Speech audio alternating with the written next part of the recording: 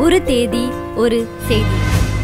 Mickey mouse என்கிற இந்த எலியை விட பிரபலமான கார்ட்டூன் கதாபாத்திரம் இருக்குமா என தெரியவில்லை. வாழ்க்கையில் தொடர் நிராகரிப்புகளையும் தோல்விகளையும் சந்தித்த வால்ட் டிஸ்னி எனும் மகா மேதைக்கு மஞ்சள் வெளிச்சம் பாய்ச்சிய அற்புதம் இது.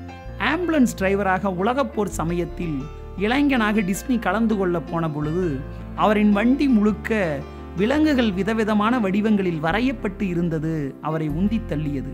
ஆஸ்வால்ட் எனும் வாத்து கதாபாத்திரத்தை உருவாக்கினார். ஒழுங்காக ஒப்பந்தம் போடாததால் அதன் மூலம் கிடைத்த வருமானம் அவருக்கு இல்லை என்றானது. உங்களுக்கு கற்பனை வளம் குறைவு, கிளம்புங்கள் பாஸ் என வாசல் கதவை காண்பித்தார்கள். அமெரிக்காவின் கன்சாஸ் நகரில் வால்ட் டிஸ்னி வசித்த பொழுது எலிகளை வளர்த்தார். தெருவில் இருந்த தொட்டியில் இவர் போடும் சாப்பாட்டு மிச்சங்களுக்கு காத்திருக்கும் அவை இவருக்கு ஹாய் சொல்லும். அதிலும் பிரவுன் கலர் எலி இவருக்கு ரொம்ப செல்லம். பசி, தோல்வி எல்லாமும் சேர்ந்து கொள்ள தொடர்வண்டியில் போய்கொண்டிருந்தார். அங்கே ஒரு எலி எகிரி குதித்து விளையாடி கொண்டிருந்தது. வால்ட் டிஸ்னிக்கு அவரின் செல்லமான பிரவுன் எலியின் ஞாபகம் வந்திருக்க வேண்டும். அதன் சேட்டைகள் இவருக்கு பிடித்திருந்தன. கொஞ்சமாக சிரித்தார். பென்சிலை எடுத்துக்கொண்டார். மனிதனின் சாயலில் ஒரு கையில் 4 விரல்களோடு ஒரு எலியை உருவாக்கினார். அதற்கு மார்டிமர் மவுஸ் என்று பெயர் வைத்தார். அந்த பெயர் நன்றாக இல்லை என அவரின் மனைவி வைத்த பெயர்தான் மிக்கி.